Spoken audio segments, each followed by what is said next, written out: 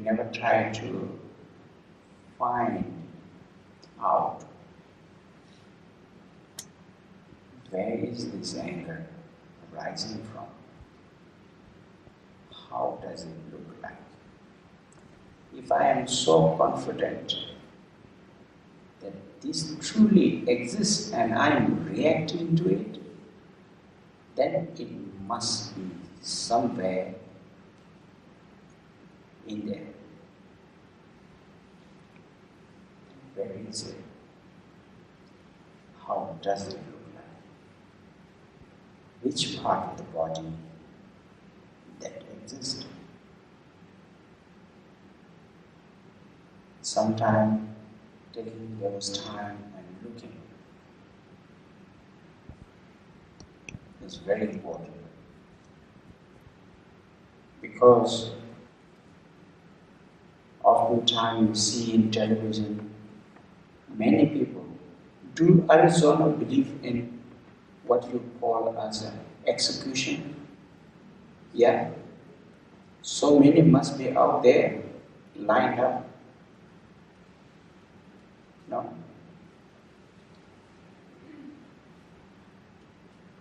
And if you look at their life, only a few seconds of their life has been messed up the entire life. That's why in Buddhism we say we don't need a huge anger to destroy everything.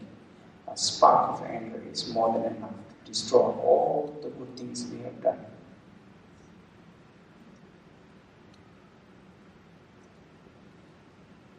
And we often talk about what you call as a patient and tolerant. Haven't we, Professor Arvind?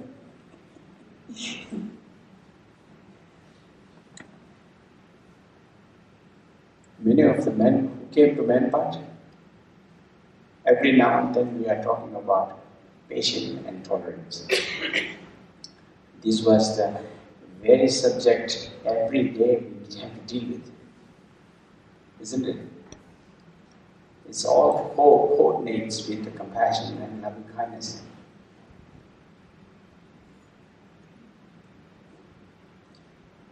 So I will explain a little bit about patience and tolerance.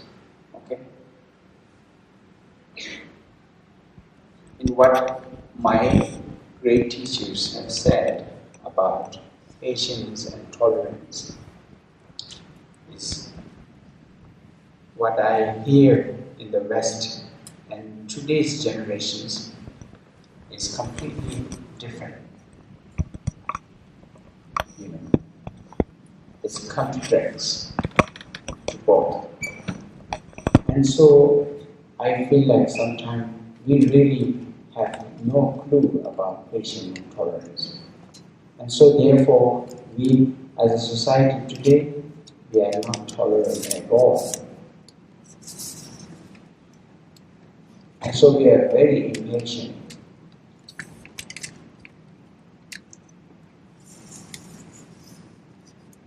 I would not go and ask you all about what patience means to you guys, because it's going to take a lot of time. So I will just explain what I understood and I share it with you guys. Patience and tolerance has three aspects that I heard. First aspect of the patience of a tolerant is consistency and never giving up. Anything that you deal with, anyone that you encounter with, it doesn't matter where, in your job, in your house, in your fellow friends, even with the cooking. You go to the market, buy a vegetable, bring back, you cook, neat, clean, fried, served, 8. Not leaving a dish just like that, washing it right away, and then keeping it back in the right spot, completing it, anything that we do.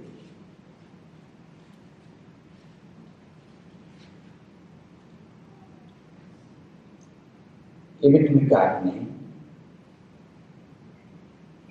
even with a relationship, isn't it? Relationship is the biggest issue these days. Many often I meet my students every year new wife. Sometimes I get tired of marrying them. How many times? I enjoy the cake also.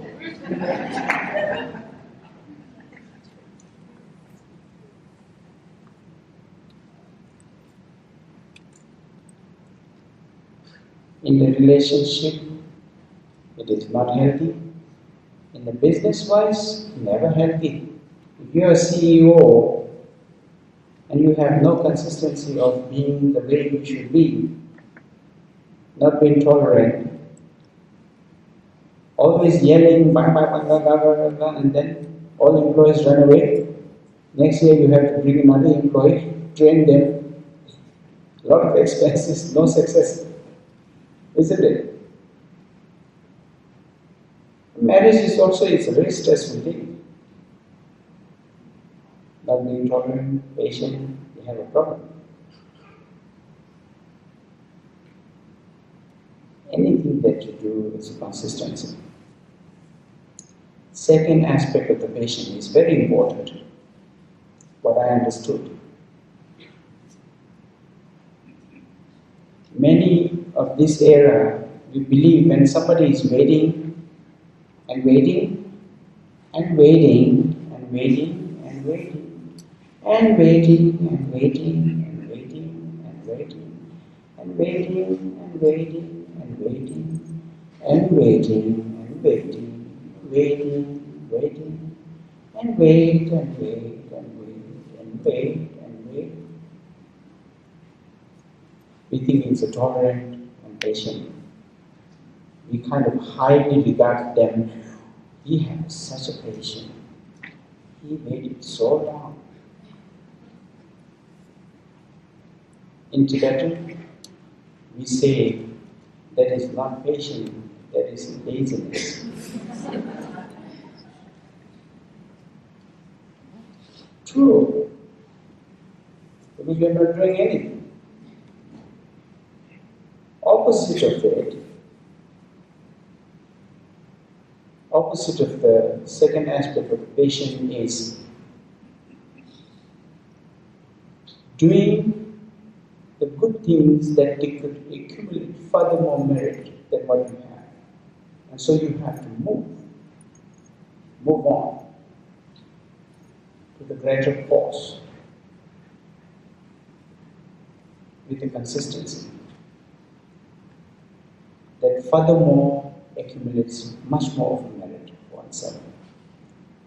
If you look at the example of people who have earned such a merit from last life, or purists in the past, they have been so consistent and been so tolerant and patient, they could enjoy the being sufficiency, isn't it? Complete sufficiency. Being, for instance, like the one